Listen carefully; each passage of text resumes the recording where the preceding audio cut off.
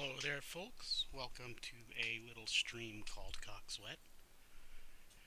When we last left our heroes several years ago, I believe at this point, they had just retired to Naz and Selma's apartment for some bocce ball. So,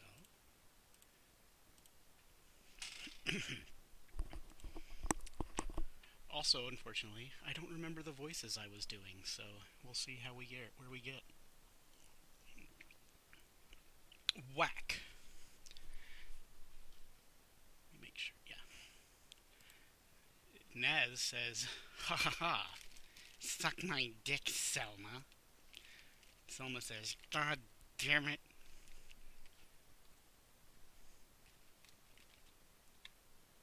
2 hours have passed since Selma and Naz returned with the snacks. Apparently, when they said bocce tournament, they meant bocce tournament.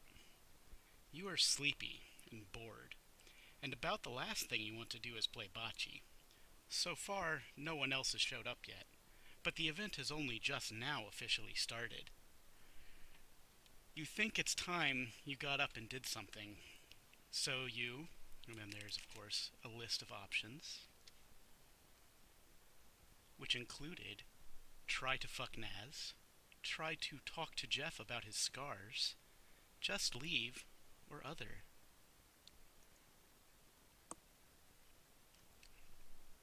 And you choose. So, Jeff, right? And Jeff says, "Yeah." You lower your voice, seeing that the match between Selma and Naz has grown rather heated. "Can I talk to you?" And Jeff says, "I mean, we're talking right now." And you say, "I mean alone, in the bedroom or something?" And Jeff pauses for a while and says, "Yeah, definitely." You sneak out of the living room and down the short hallway to one of the two bedrooms in the unit. Even these apartments look kind of antiquated, but not run down from use.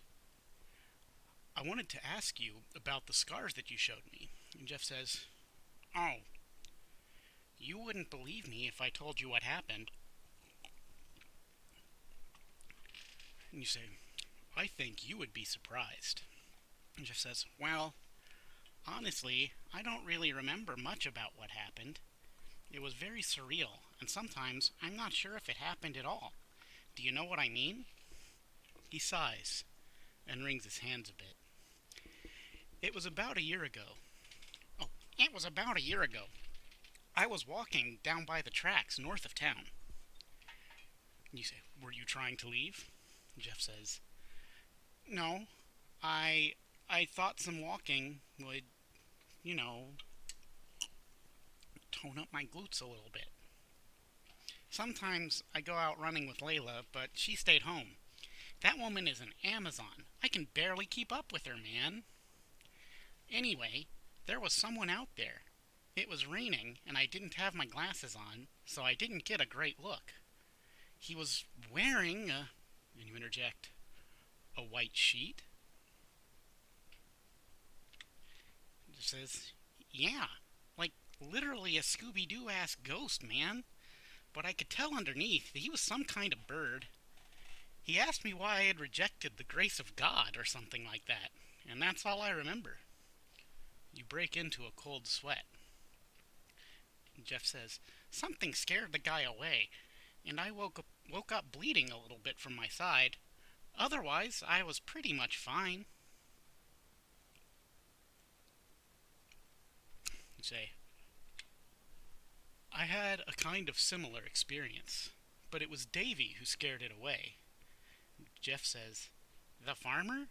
And you say, "Yeah, that's where I was when it happened. That's how I got, you know, hurt."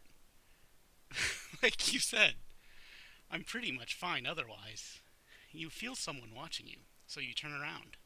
And someone says, "Hi. Just pretend I'm not here, if you were going to. You say, we're not going to do anything. I just wanted to talk to Jeff about something. Weren't you just playing bocce? Someone says, yeah, and it was a ridiculous upset. I won, and Naz has to do my laundry all next week. And Jeff says, brutal. It looks like you'll have to catch Jeff alone some other time. You definitely want as much information as you can on the bizarre anomaly in the woods. And Selma says, so, what do you want to do? Sorry this has been so lame. It's never really that great.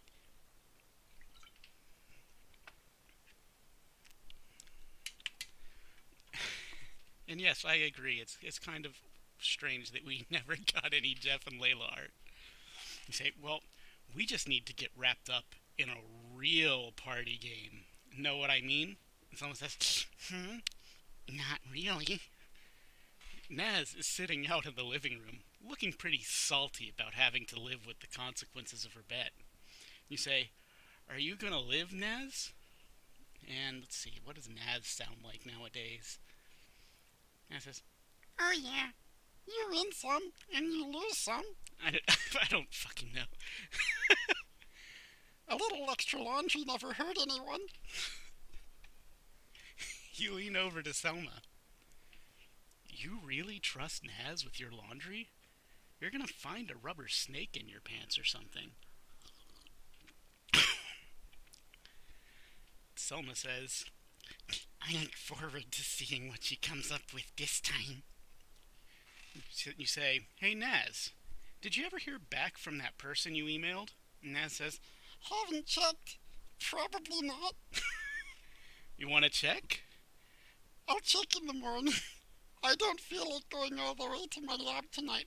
I can't do a squeaky voice while I'm drinking bourbon. I am sorry. You mean you don't have a computer here?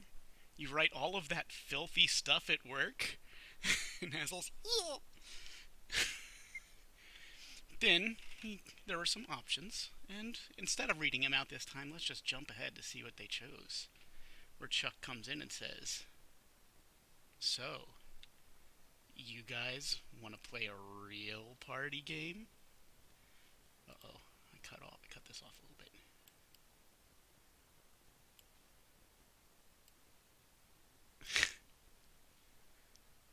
There we go. So, you guys want to play a real party game? And all three of them look at you at once. And Naz says, what kind of game?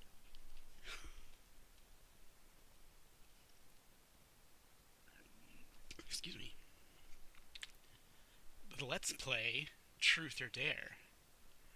I assume you all know the rules. I'll go first.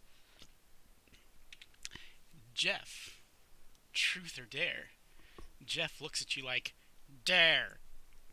No, wait. Truth.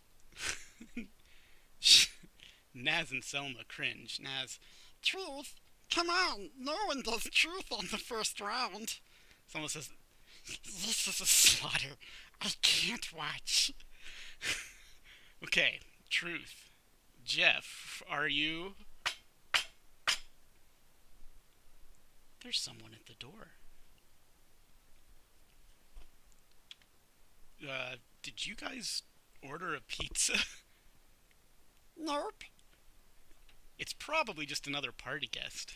Why are you so worked up? It's not like it's a monster or something. You stall a little bit. When you order a pizza, who makes it? Penny or Marcy? The three others talk amongst themselves before Jeff interjects. That's a really good question, actually. Is somebody gonna get that? And Selma says, You're the only one not in pajamas, Chuck. There is no peephole on the door. You decide to answer the door. There's a beaver there.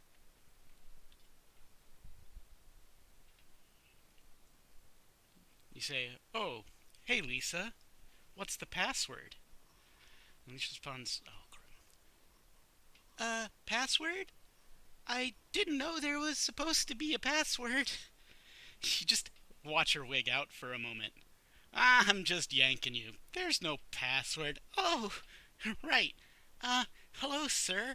I received notice that there is a social event tonight at this residence, and I wish to attend.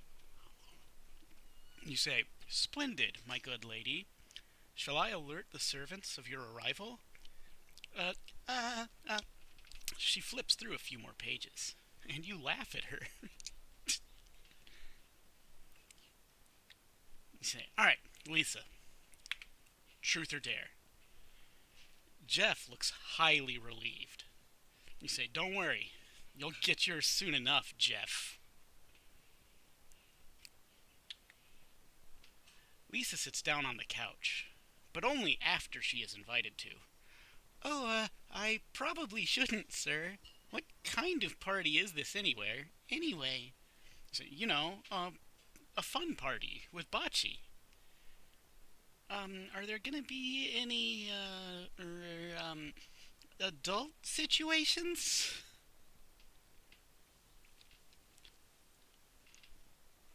You look directly into Lisa's eyes. She does not break eye contact at all, even as you are sorely tempted to yourself. This beaver is thicker than a large print dictionary. There are exactly two reasons why you would be asking us that question. One, you're spying on us for the mayor, to which Naz interjects, stop the presses! Or two, you're sitting there hoping for some adult situations. So, truth or dare! She interrupts before you even have the chance to ask her. You consider daring her to tell the truth, but you have robbed a bank, and even you would not stoop that low. So, you snap the clipboard away out of her hands. You say, I dare you to put away the clipboard for the entire night. And he says, wait, please, give it back, please.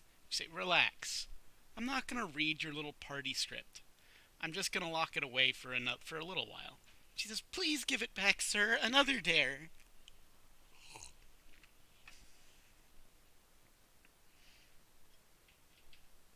So let's scroll. Keep scrolling, keep scrolling. Say, okay, fine. Either give up the clipboard or take your shirt off. One or the other. And she says, but, but it's a dress. You say, oof, well, it is an underwear party. She looks at the clipboard, flipping through to the back page and reading a few lines. Okay, fine, but I get to keep the clipboard. You say, a deal's a deal. I won't go back on it. Lisa takes a deep breath.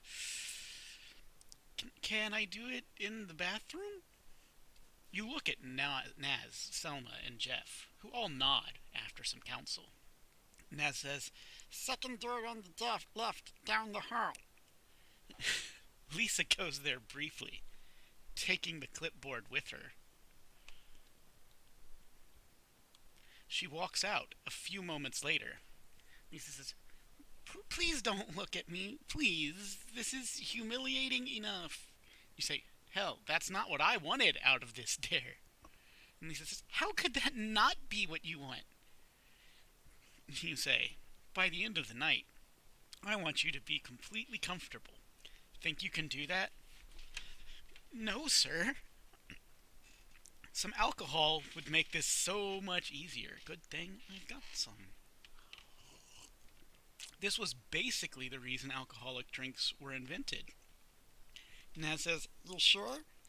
Because if I had tits like that, I'd be naked all the time. And Selma says, right? I'm glad someone said it. And Jeff says, ditto. You take a moment to read the room to formulate your strategy. You dares from Lisa, for sure. You wouldn't take a dare from Naz if your life depended on it. So, truth from her. Jeff and Selma are more or less wild cards. Tough game. Lisa says, Sir, I am super mega uncomfortable right now, and also cold. You say, well, I know what'll warm you up. Taking your turn. Lisa says, my turn? It's your turn to... Someone says, it's your turn to ask someone. And Lisa says, oh, okay, Selma, truth or dare? Selma says, dare, duh. Lisa says, oh, well, I dare you to, take off your glasses. And Selma says, that's it? You're not gonna make me shave an arm or anything? Lisa says, nope, just the glasses. Selma says, wow, you're easy. Alright, here it goes. And Selma takes off her glasses.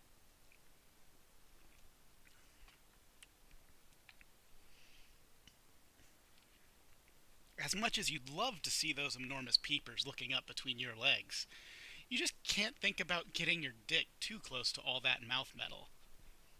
So, you ask her, ever thought about getting contacts, Selma? And Selma says, nope, why would I?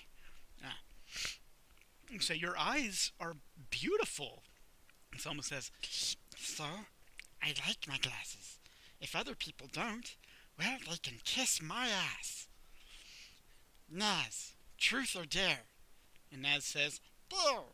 And Selma says, okay, I dare you to take off your glasses for the rest of the game.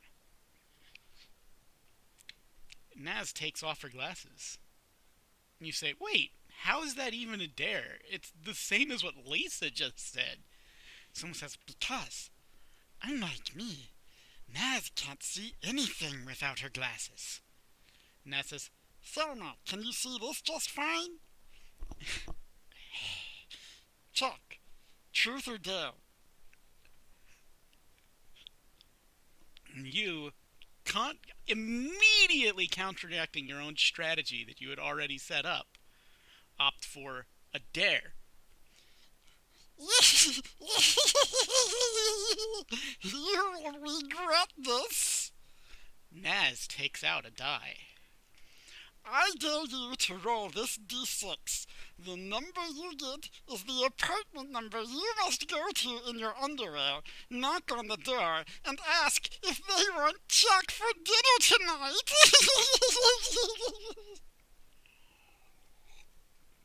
Selma and Jeff wail, and Lisa gasps.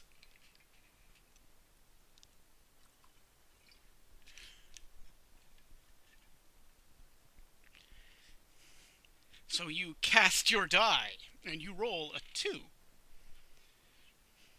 say, that's it? You disappoint me.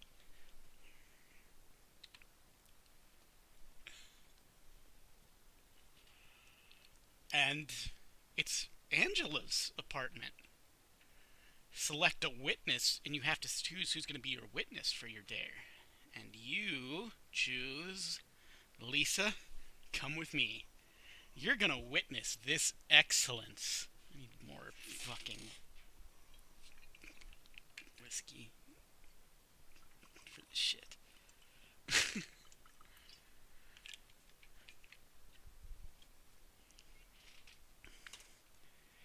Lisa says, do I have to go out in my underwear? You say, there's no one out there. Besides, you need to hide while I do it anyway. Lisa throws a couch blanket over her body and scurries after you, ducking behind a short fence outside of apartment number 2. You knock on the door. There's a brief commotion inside. A thump, the rattle of guitar strings, and the crackle of an amplifier being turned off. Miss Angela opens the door. I wasn't expecting company.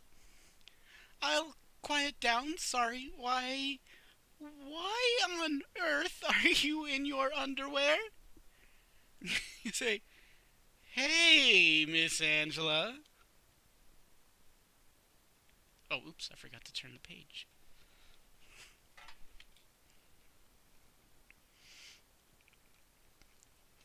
You sound like you've worked up quite an appetite. How'd you like a cut of all-American chuck steak? And he says, what? Are, are, are you really? You waggle your eyebrows really hard, cramping your forehead muscles. You've pretty much fulfilled the dare now. You say, every rock star needs a groupie, right? And Angela says, that's awfully forward of you. She fans her face and looks around outside the door. She doesn't see Lisa hiding behind the fence. I suppose you could come in, if you want. My apartment's a little bit messy, though.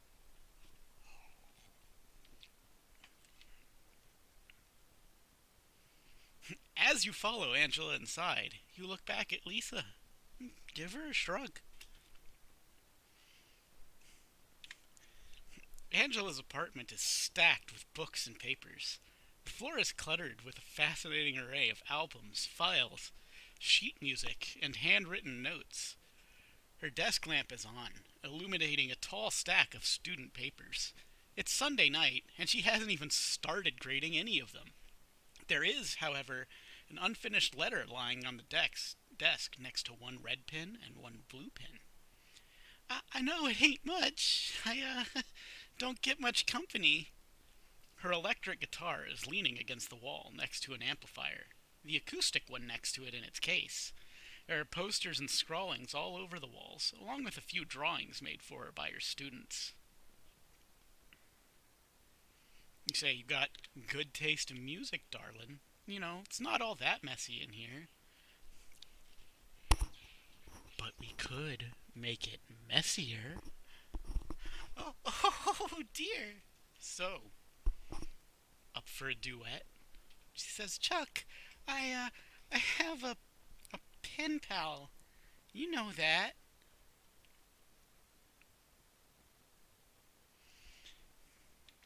You say, and how many times exactly has your pen pal come to visit you in the evening? Well, never. And certainly not in his underwear. Why are you in your underwear? Excuse me. Say, same reason you took that perfectly good shirt, tied it around your belly. Just showing a little skin. Living the rock and roll lifestyle. So, is this pen pal of yours seen a picture of you? She says, well, yeah, he has, but what's that got to do with this? You say, anyone who gets an eyeful of that and doesn't jump on the next train into Coxwette probably ain't gonna work up the balls anytime soon.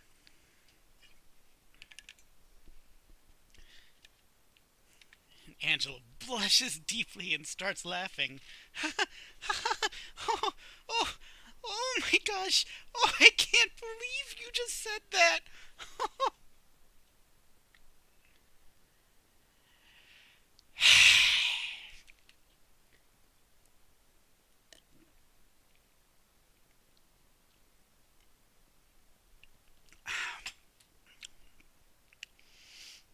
and then, and then, and then Chuck just makes a crude gesture and says, I say a lot of things. I've always been good with my oration. And Angela says, what? Now you're just being weird. Because these fuckers in this thread, These fuckers. Alright, so here's what this spawns. This is this is what it has come to. Let's see if I can't.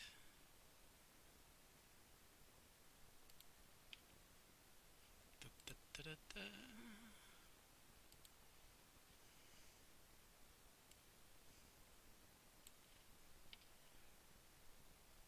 All of this shit of these unbelievable cretins sitting here coming on to this website and suggesting that this woman who clearly has a big 60s and 70s aesthetic and who is a frustrated teacher who has resorted to to to like correspondence based romance, who, if you remember a few years ago when I last did one of these, was singing Janis Joplin lyrics loudly at night in her apartment. They are assuming somehow that she doesn't know what oral sex is and needs it explained to her, and arguing about whether or not they need to explain this situation to this woman who is not stupid and obviously knows what's up.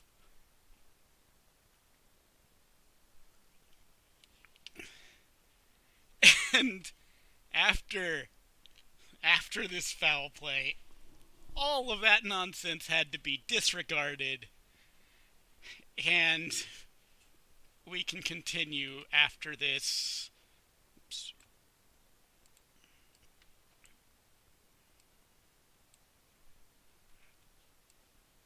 Foul taste they all displayed.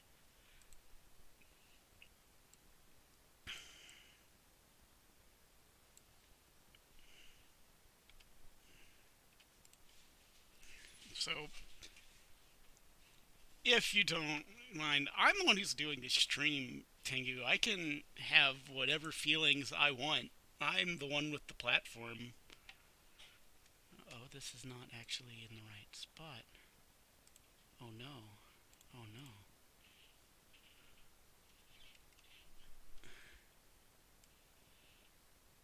There we go.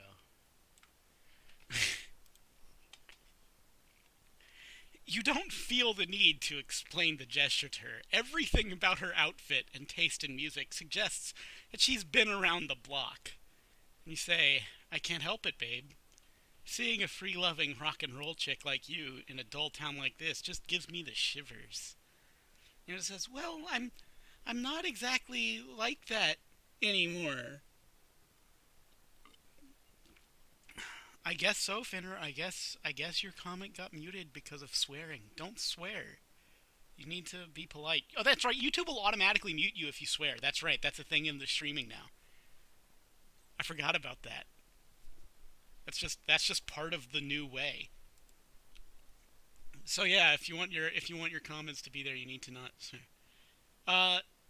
Finner, that pony stuff is the way that tailhole.com is meant to be read.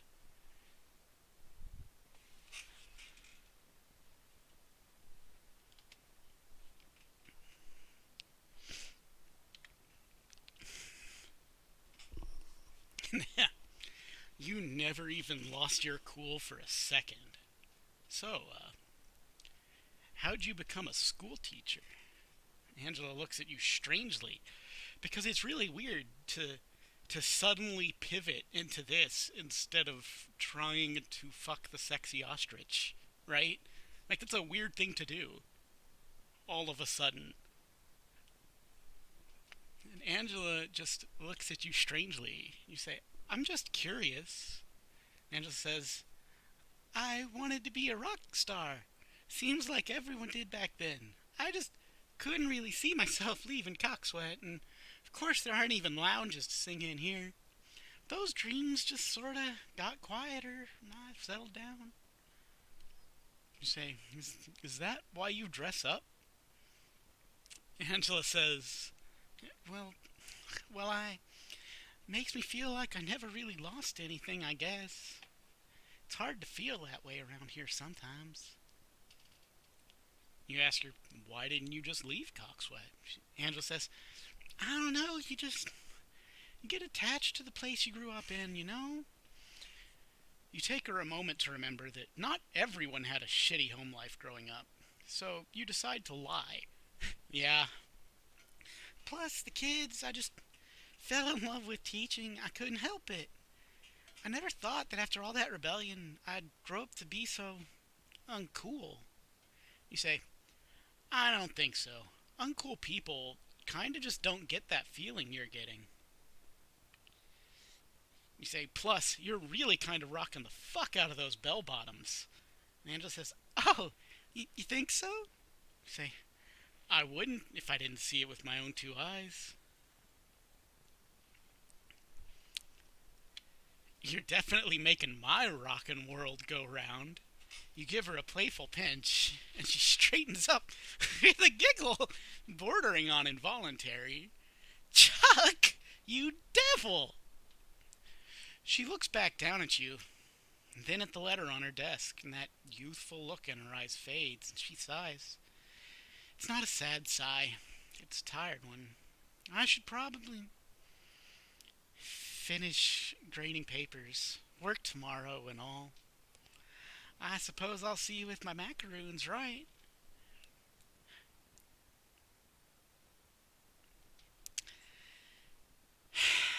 And then they just bail. You got it, baby. I don't have any macaroons tonight, but I'll let you look at my ass on the way out. Angela rolls her eyes, but fails to contain a laugh. Just remember to wear pants when you get to the schoolhouse. And you say, topless macaroon delivery. Got it. Chuck! She has a crazy, stressed out laugh, but you hope laughing more will help her. Even dressed up in her 1969 getup, you can tell she's high-strung from a mile away. For now, you head back to her truth or dare game. Like a coward.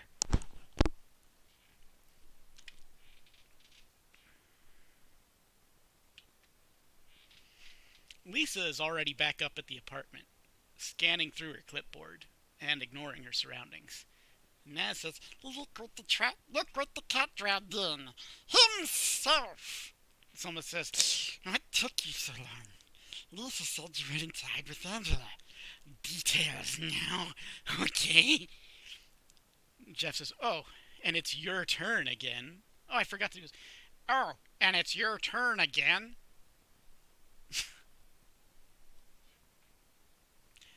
You say, sorry, Selma, but I'm not giving away a swell truth like that one for free. Someone says, yeah, I guess I wouldn't either. You say, Jeff, truth or dare? And Jeff says, Duh. She looks around between you and Naz. Truth, actually. Yeah, truth. And you say, with all of the tact in the world. So, alright, you gay or what? Jeff goes, wow. And Naz goes, rude. You say, what? It's just a question. She goes, yeah, I get it. I guess I have to answer. I haven't really answered it for myself yet, if that makes sense. Sorry if that breaks the rules. And you say, nah, man, I just wanted to make sure since you didn't get any of these beautiful ladies naked by the time I got back. And I says, you wish, Chuck. And you say, you bet I do. Your turn, Jeff. Jeff says, okay, okay, Selma. No, I chose Selma last time. Selma says, too late, fella. Oh, shit. Oops. Bad slurs. I'm gonna have to drink for that one. Oh, fine. Truth or dare? Selma says, dare. Jeff says, I dare you to, sit on Naz's lap, I guess. Selma says, lame, but okay. Selma scoots across the carpet, settle in Naz's lap. Your tail is way too huge for this. Selma says, deal with it. Selma says, Chuck, truth or dare?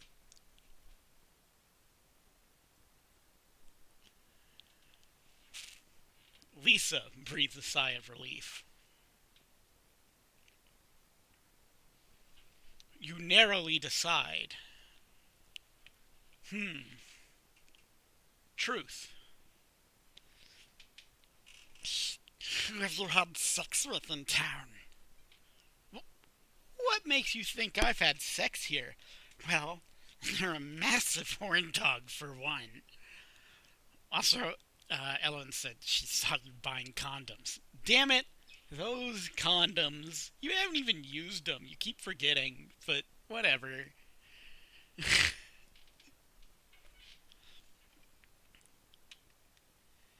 You can't just say eligible bachelorettes, obviously, because that's not what she asked. If she'd worded her question more ambiguously, you might be able to do that. Oh, damn it, it's cut off again.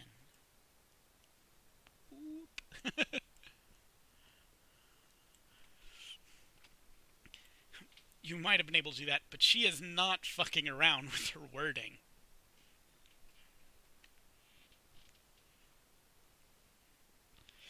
And you ultimately settle on. Wait, as much as I respect the game, I can't betray a lady's trust like that. Lisa gasps. Matt says, wow, Someone says, seriously, he's suddenly Mr. Honorable over here. Well, I guess that means you have to take a dare. Fine. Bring it on, then. She confers momentarily with Jeff and Naz. She says, I dare you to shave the word pussy into your chest. Selma directs you to the bathroom, where there's an electric razor stowed away in one of the counter drawers.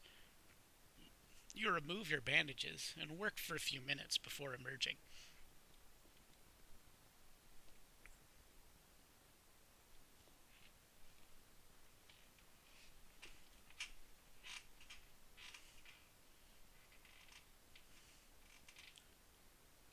Oh, shit! Oh, shit! He actually did it! Naz can't see it, but the reactions from Selma and Jeff are enough to get her excited.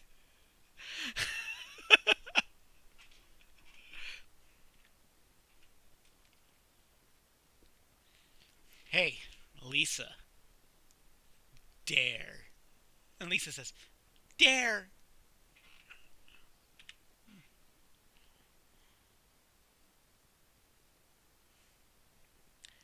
And you say, I dare you to kiss Selma.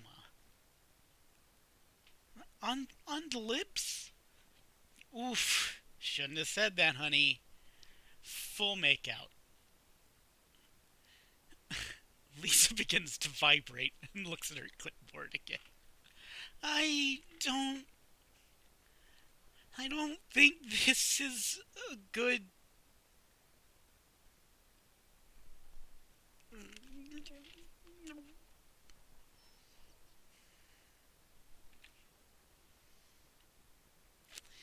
Yes!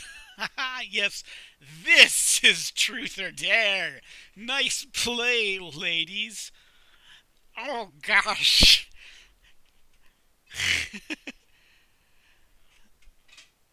I want to avoid Selma withdraw her of the game because I can't fucking see any of this.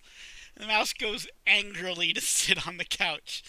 Lisa is trying hard not to have a breakdown, but her clipboard is really trembling.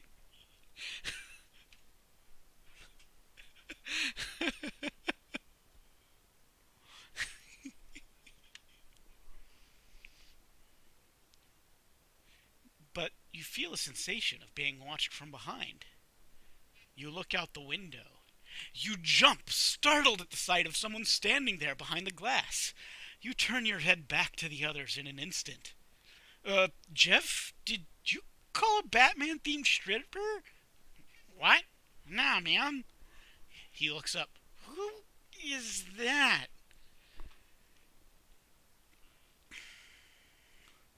You go and get a bat. Lisa and Selma, sensing tension, stop kissing and look towards the window because they just kept going. Why not? Lisa starts to shake, and you look for the phone to call the police. Is there someone out there?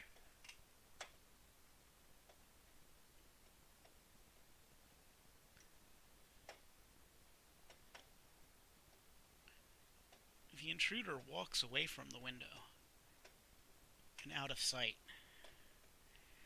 You and some others follow the sound of footsteps with your eyes. It walks down the stairs and into the courtyard. You can no longer hear the footsteps.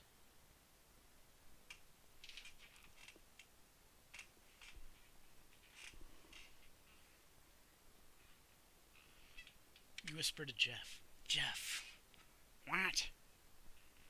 I think it's that thing that attacked us. No, the thing that attacked was a bird. It was some kind of cat, I'm pretty sure. I don't know. But whatever that was outside didn't look like what I saw by the tracks. Well, it's gone, whatever it is. You look around the room. Jeff, Selma, and Naz are there. Selma is poised. Naz looks confused. She was unable to locate her glasses in time to see what was outside the window. You could call the police, but you don't really want to leave the apartment at the moment. It seems like something that someone would do in a horror movie. You say, okay, ground rules. No splitting up, but if we have to split up, no opposite sex pairings. No having. You stop yourself, scratch your arm. Like, alright, okay, no, look, bar the windows, lock the door, and close all the curtains. And you say, wait, actually, where's Lisa? And I says, I don't know. I didn't see her leave. Jeff and Selma look at one another and shrug. You do a very fast search of the apartment. The bathroom is empty, but you find Lisa sitting alone on the bed in Jeff's bedroom, just like everyone else in Jeff's bed, alone. Rifling through her clipboard notes, she's crying. You notice, obviously, that there's something up with her eyes. You say, and of course you ask her, Lisa, is, is there any push-up going on, or is that like all boob?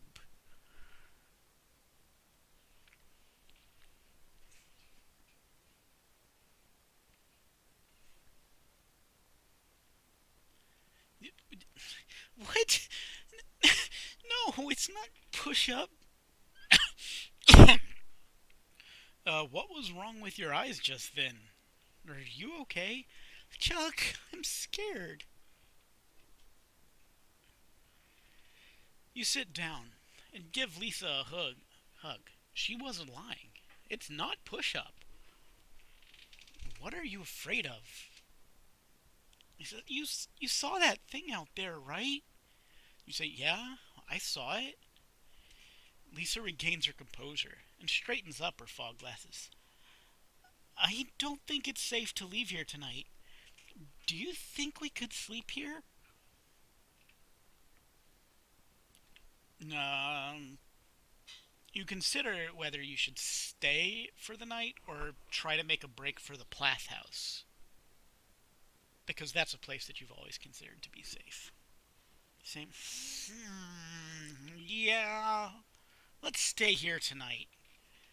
And you and Lisa return to the living room. You're relieved to see everything as you left it. The lights are still working, and everyone is safe. So, can we Sleep over? Yeah, totally. One problem though, so we have this system where we rotate beds. there? There are only two beds, plus one hide-a-bed in the couch. Someone says, I've got the hide-a-bed right now, and there are five of us. So,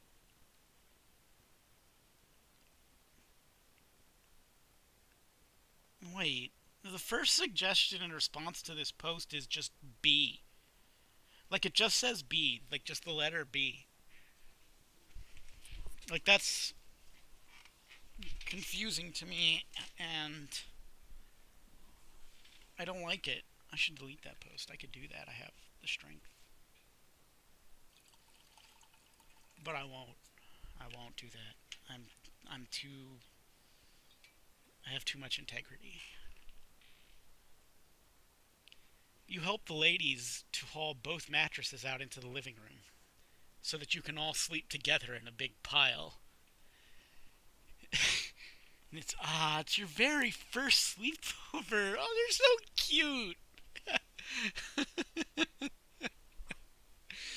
Almost feels nice. This way, at least all of you can keep watch at the same time, since nothing will likely break in through the second story bedroom windows.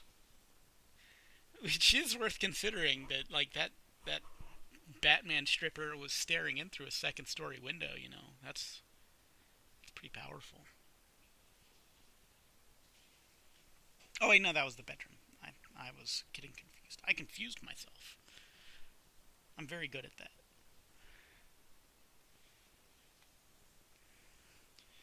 Here's a quick layout of the house showing where all the mattresses are, where the bathroom is, the fogged window in the bathroom, the storage, the table, all that stuff. So you've got your watches covered here.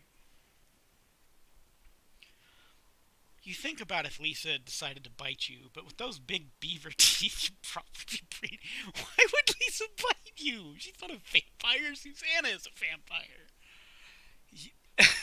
Your neck is free of holes, but your chest has been touched by 100% breast.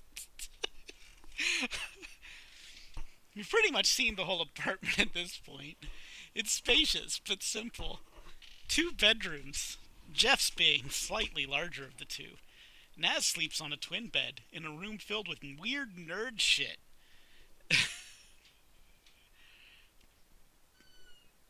Like, Finner, don't talk about spoilers. I'm not. This is not the proper forum to talk about how Susanna's teeth prove she's a vampire. We can do that later. So Jeff's room, which is spotless and tastefully decorated, and that's where you found Lisa crying. The bathroom is at the end of the hall. The living room is long, separated from the kitchen by only a half-high wall. There is a dinner table with a few tabletop game books still on it. Fucking Selma. I bet that was Selma. Along with Naz's grilled cheese sandwich bowl.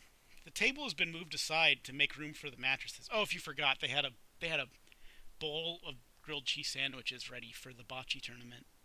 That was like a long time ago that I actually did this, so I feel like I should remind you.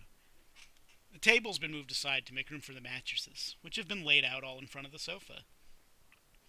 You've seen phones in. You think about telephones now. You've seen phones in town, but not any payphones in the streets, and you never had a occasion to make a phone call, so you don't really know. Like, does this place have an operator still or some nonsense? Who knows? There is a telephone in the kitchen of Naz's apartment, but you never got around to trying to call the police or anything. So you're done with Truth or Dare for the night, obviously. Like that mood is done. That, that like things could easily get crazier, but it is not the time. Naz gives you the number to the Platt House, which is just 101, which is weird and sort of implies that you know there's an operator or some nonsense. But you aren't really surprised by it, given how weird Coxwette is in general. And it rings 3 times. Sally says, "Hello?" You say, "Ramona?" "It's Sally. Who's this?" You say, "It's Chuck." "Oh, hi! Where have you been?" You say, "I'm just over at Naz and Selma's. Gonna stay for the night. Your mom there?" "Oh, she's already asleep in bed. Is everything alright?" Naz and Jeff go to the kitchen to fix some snacks. Snacks. To fix some snacks. Because they're nerds. You say, "Yeah, kind of. Are you going anywhere tonight?" And there's a long pause.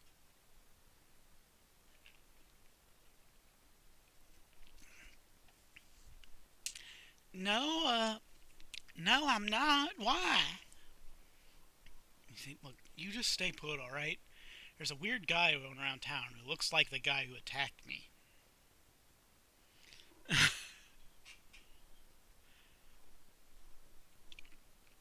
And there's another long pause. "Why don't you call the police?" You say, "I might. I don't know. I don't know if I trust. I might. I just wanted you to know I won't be back until tomorrow. So please, just stay at home, okay?" Sally says, "Chuck, I can take care of myself. Mama, too. Don't you worry about me." "Yeah, alright." You try to make it sound like you weren't really worried. "Well, good night." You call the police station next. "Huh?" There's a gravelly male voice on the other end. He sounds like you just woke him up. "Yes, I want to report a suspicious person lurking at the apartment complex south of the police station." "Mm-hmm. Appearance?" You know, tall, pointy-eared, wearing a sheet over his entire body." "This joke?" "No, sir." "Mm-hmm. We'll look into it." So, hey, it is nice that they did actually call the police. Oh, I forgot to cycle through the telephone conversation slides. Selma seems very enthusiastic at the prospect of winding down. She runs to Naz's room and returns with a few neatly organized bins of colorfully jacketed VHS tapes. If we're gonna sleep in shifts, let's at least not be bored. What are we watching? Fritter King Astonishing Korake? Or Beautiful Mop Witch Heartfelt Journey? You cartoons. What are these even about? The labels are all in Chinese or something. Come on! I know you've at least seen Fritter King. No, I've never even heard of it. Wait, She trembles and she alerts and asks, like, are you sure he hasn't even seen Fritter King? "Oh wait, no, sorry." She trembles and alerts Naz, and Naz says that. Wait, are you sure he hasn't seen Fritter King? He hasn't! I just asked him. That's nuts! Okay, so Fritter King is about this guy who has 11 of the 12 ingredients of the words greatest buckwheat fritter because his grandfather died before he could tell him. So he has to travel the world looking for the last ingredient and has to fight off this evil fritter corporation. And there is this demon that appears. Oh, okay, you just have to watch it. Moprit is about a girl who always wanted to be an actress, but ended up as a janitor at a big film studio. And she finds this magic mop that gives her the power to transform into anyone she wants for 4 hours at a time. And she falls in love with this Africa by turning into a beautiful actress, but then loses her mop and has to find it again so that she can. You get the idea.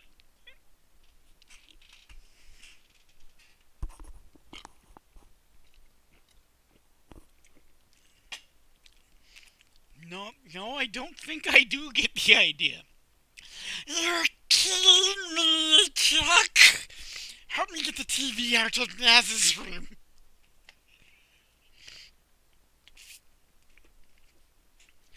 Selma puts in Fritter King, which everyone sits down to watch for a while. Sleep is not coming into anyone easily after what they just saw.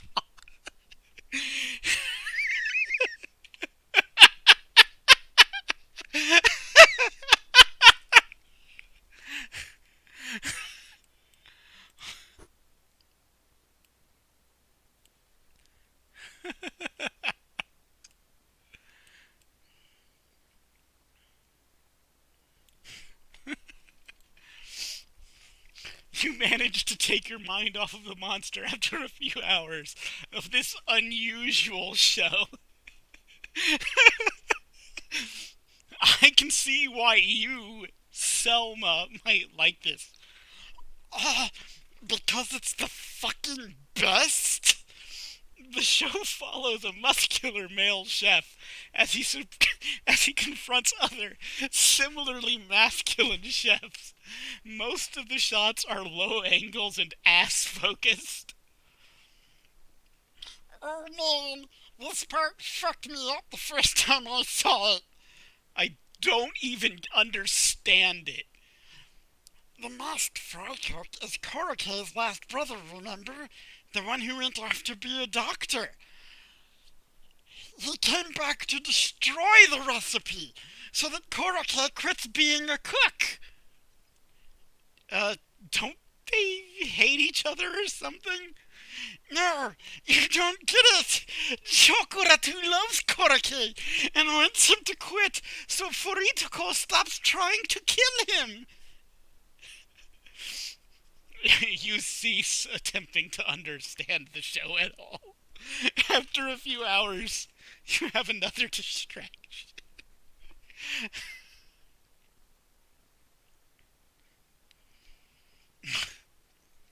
You decide to pet the mouse and rest your hand on her head. Her ear pops out of the blanket. She stretches her arms in front of her, apparently waking up from having just fallen asleep. You look out over the mattress to see that Jeff and Lisa have dozed off next to one another. And Selma is wide awake, watching Fritter King astonishing Koroke. You stroke Naz's remarkably prestigious ear, whispering some meaningless sounds to her. Naz twitches and shifts in her sleep, so you stop long enough to see if she has woken up. There's nothing to be done about your erection, which is actually present from the very start. You cannot help it. You have a very active libido. Did I fall asleep? You keep petting her ear, but you have two hands. With the free one, you cop a generous feel under the blanket, only to discover that Naz actually hasn't been wearing her underwear all night. It was just a big t-shirt. Your feel startles her awake, but she relaxes again a second later. Whoa. Is your hand really that big? No, your butt's just really small.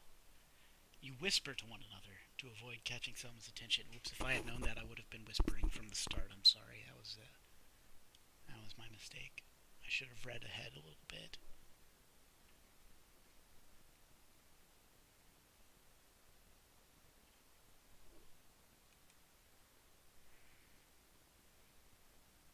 Oh, I missed some. I missed some posts here. Oh no, I don't have. There's image missing, guys. Image missing, guys. So there's. I will describe the image. Chuck is sitting on the couch. He is he is mopping his brow with a cloth that he has produced from somewhere. Perhaps perhaps it is Naz's discarded undergarments with which he is mopping the fop sweat off of his brow. As he thinks about how there's a spot right above the base of the tail that cats have that they really like having scratched. And that maybe that also applies to mice. He starts lewdly rubbing it, and Naz stirs.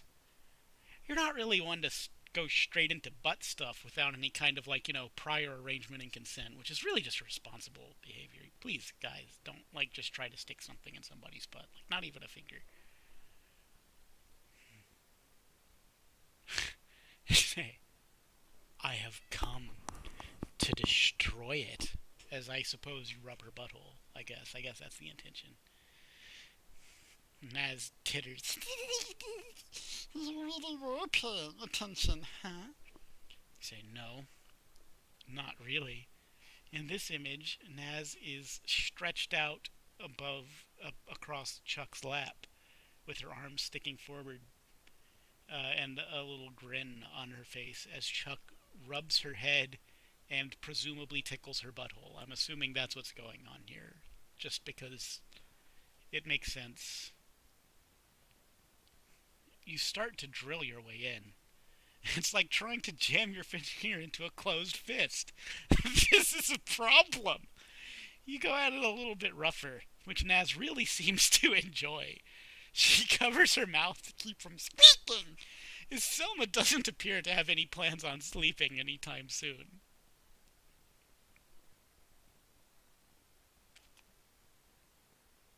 Oh wait, that one should have been up already.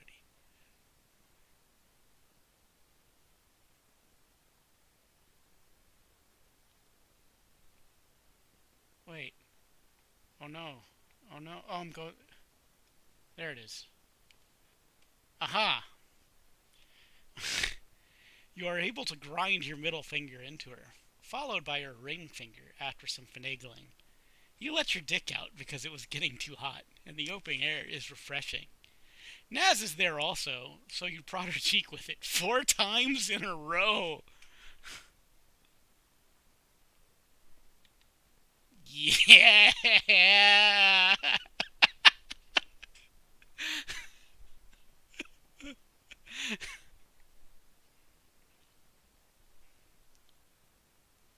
Is,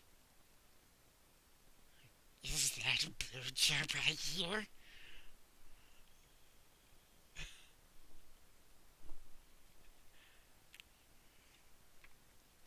Naz isn't stopping long enough to answer Selma. You try your try your driest BBC documentary voice.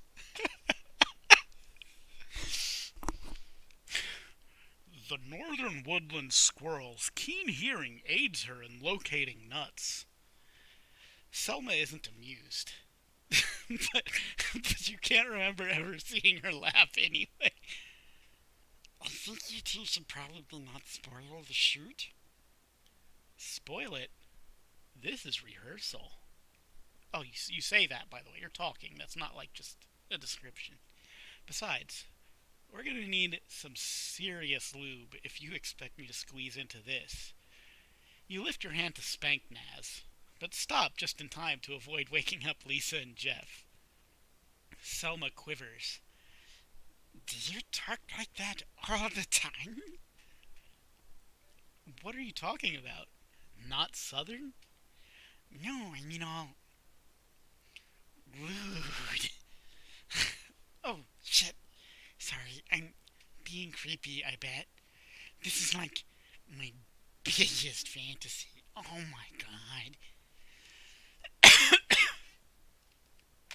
You keep your voice low and relaxed, never taking your mouth too far from Naz's ears. She's taking it slow. Oh, of course, this is just how I talk. How do you think I score all this head? That's good. That's really good for the porno. After a few minutes, you mouth push her down and gesture towards Naz's forehead with your hand. Selma shakes her head, looking at her hand. I don't like to interfere. It's not really my style. Just pretend I'm not here.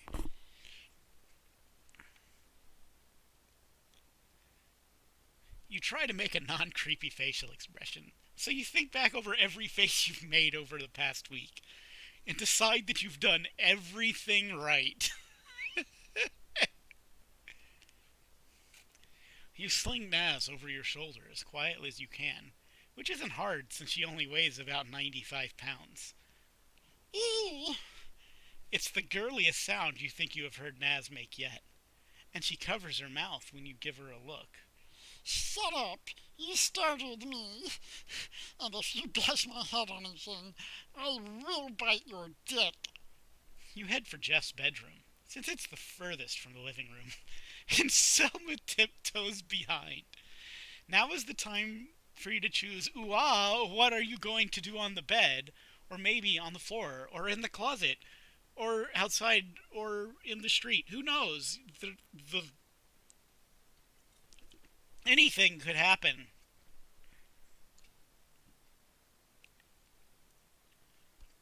But of course, before you do anything like that, you need to make sure to get your condoms.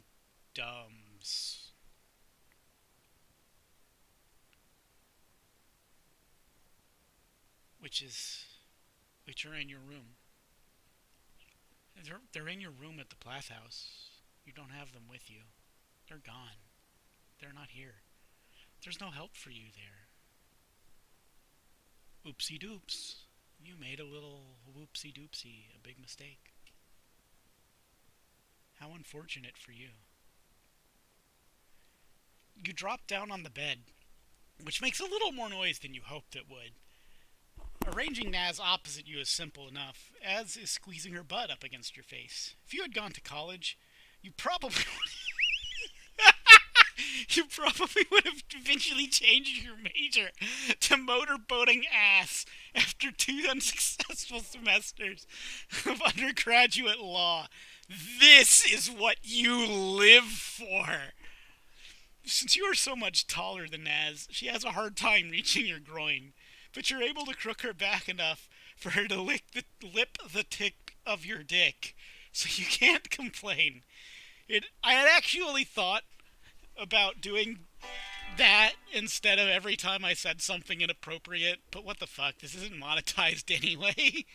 It isn't the most uncomfortable position, but you've always liked that about sex. Sometimes it hurts, but like in a thrilling way. You won't have to explain that to Naz once you take a shot at her. Seriously, you're practically having a hard time getting your tongue in there. Selma sits at bedside, remarkably quiet. The room is a soft rustle of sighs and smooches with no signs of ghouls or monsters. Ghouls! Oh no! You almost feel bad for Selma, but remind yourself again and again that watching is her jam.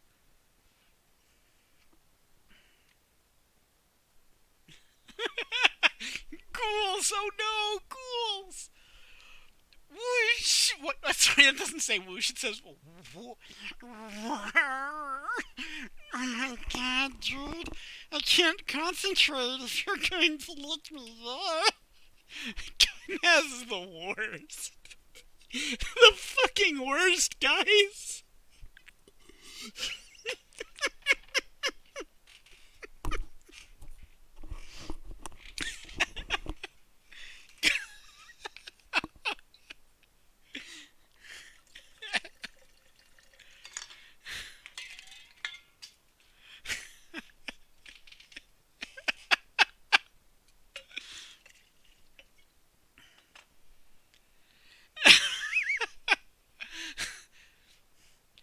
Naz has stopped sucking for a moment, but she can still feel her breath. Everything is wet down there, so it feels chilly. Fuck! Marry me! Her cool demeanor has melted into a series of quiet but awkward moans.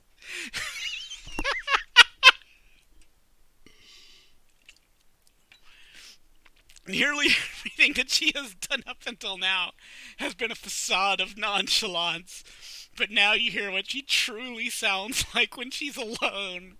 It kind of sounds like a lamb with a cold.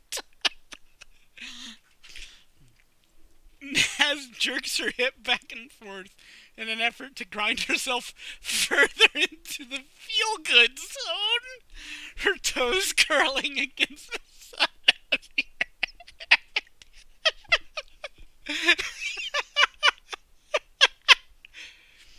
It looks like the perfect time to change things up. You can't let her get too comfortable after all.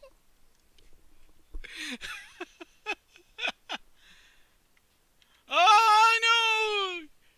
Oh no, there's a missing image again. This one's not my fault. I actually knew this one was missing. The person when I did okay, so because it's been so long, when I was first planning to do this, when I was first planning to do this, I had a shattered wrist. It was in pieces, so I couldn't edit any of these images myself. Like it just wasn't happening. So a friend of mine volunteered to edit them for me, and I guess she missed this one. I guess she missed this one. But it's similar. It's similar to the image that's on screen now, except that like Chuck's hand is on top of Naz's head, as though he is like pushing her down to nuzzle the animal even more vigorously. The animal that she's clearly like sniffing in that image and considering nuzzling against, as anyone would with a small fluffy creature. You're not trying to tie any complex Celtic knot bullshit, but you would like to make better use of Naz's short stature. You bunch up some pillows and blankets behind you and sit up against Jeff's headboard. Curving your spine like this makes a shorter distance between your face and her groin, and the inside of Naz's mouth is instantaneous and wait. No, that's not me reading it wrong. The inside of Naz's mouth is instantaneous and gratifying. It becomes evident you found the sweet spot, the ideal position for this. So, you and Naz go on gainfully making out with each other's privates for a little while longer. It feels so intense and close that it's almost overstimulating. You can feel Naz's every reaction to the flicks and pushes of your own tongue and lips, magnified tenfold between your thighs.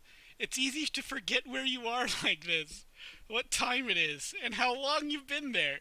It barely feels like a bed anymore. Just two searing hot bodies floating in a mass of goo.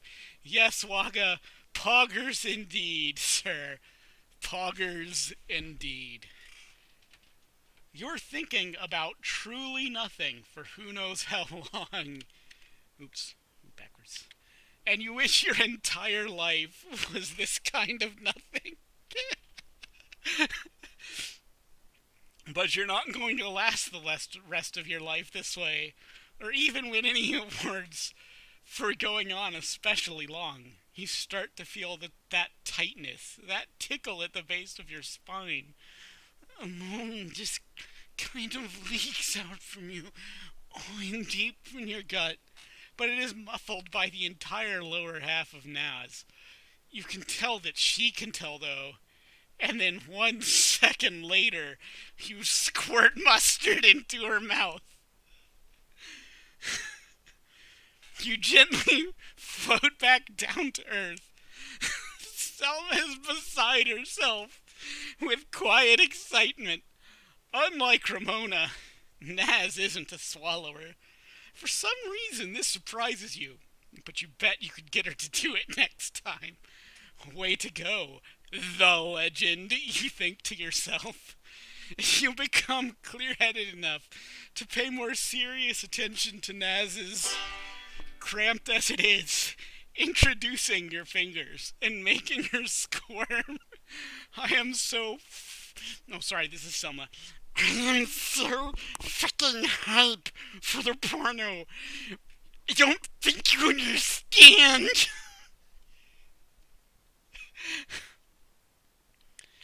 You get down on the floor and finish what you started. Naz rests her legs on your shoulders and cruise. Selma seems to have disappeared from the room, but you assume she went on Monster Watch.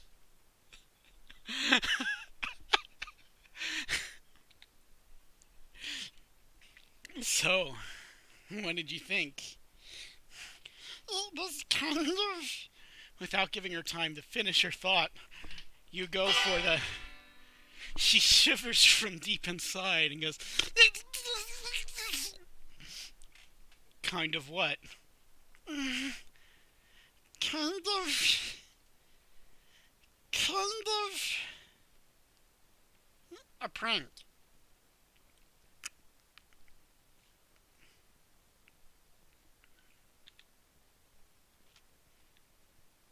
Uh-oh, SpaghettiOs.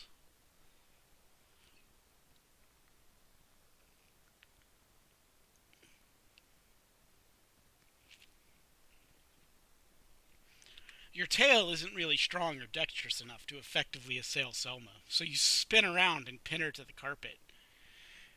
You intend it to be innocent, but it comes out a little more testosterone-y than that. You hope you didn't frighten her. What the fuck is this? Selma is unshaken, of course, because she always is. That is one of Naz's many colors. She managed to close the clasp, so you reach back to open it up again. I hope you realize how fast I am going to take this thing off. There we go. Well, come on, Prissy. It's time for bed, isn't it?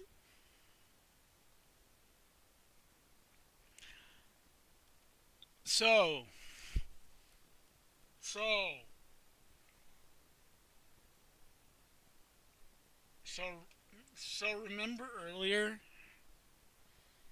Remember earlier when all the cretins just, like, decided to actively choose to blow it and, like, not fuck the frustrated teacher and, like, everything else going on in the world that's bad and wrong. So these fuckers aren't done. These fuckers aren't done. And now they're mad. Now they're mad. Now they're mad. They're like really mad. Like one could make the argument that like it makes sense for Chuck to be mad. Like there's a story. Oops, don't want to go too far. There's a story. But they're mad. Someone's still just saying B, yeah.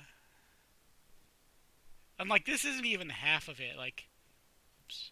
Like this went on in like other threads. Like people who were furious about this.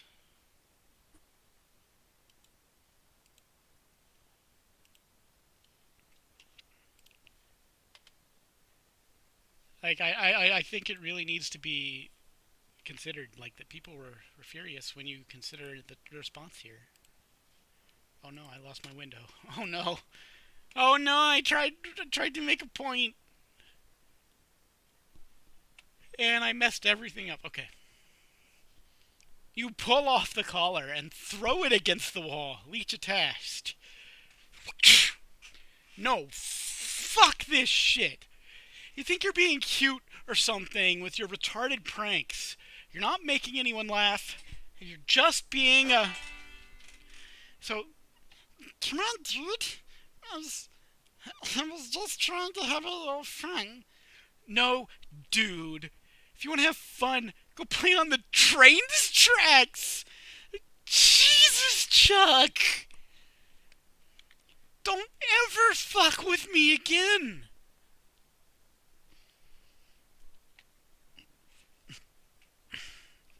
And Naz turns her back.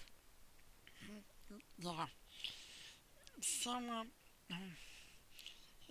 where are my glasses? Living room. I'll.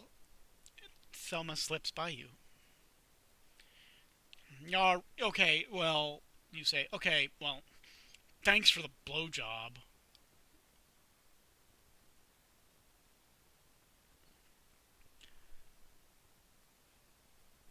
You walk out into the living room and collapse on one of the mattresses with a pillow. And Lisa says, Chuck, what was all that yelling? You grunt and wave your hand. What the heck? What the heck, man? Is everyone alright? Yes. Go to bed. You close your eyes and curl up.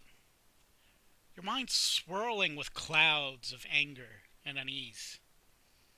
To hell with Monster Watch. To hell with Lisa and Jeff.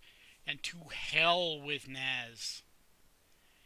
As you fall asleep, your last thoughts are of the bitter smell of bourbon. It's not that bitter. I kind of like it. And just a touch of Marcy's sweet smile.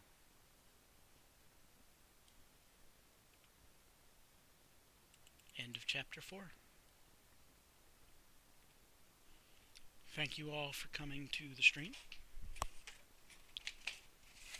I hope you enjoyed it. I enjoyed reading it.